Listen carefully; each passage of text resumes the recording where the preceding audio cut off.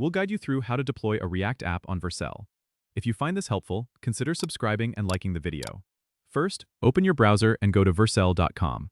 If you don't have an account yet, sign up using your GitHub, GitLab, or Bitbucket account. Once you're logged in, click on the New Project button at the top right corner of the dashboard. Now, you'll want to import your React project from the connected Git repository. Choose the repository that contains your React app and click Import. Vercel will automatically detect your React framework. In most cases, you don't need to change the build settings, but make sure that the build command is set to npm run build or yarn build, and the output directory is set to build. After verifying the settings, click Deploy at the bottom. Vercel will start building your project. This process might take a few minutes depending on the size of your app. Once the build is complete, Vercel will deploy your app, and you'll see a live URL where your app is hosted. You can click on this URL to view your deployed React app live.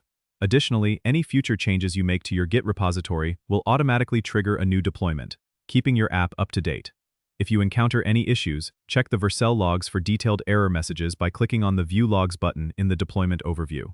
This can help you troubleshoot any problems. That's it, your React app is now live on Vercel. Don't forget to subscribe and comment if this helped you out.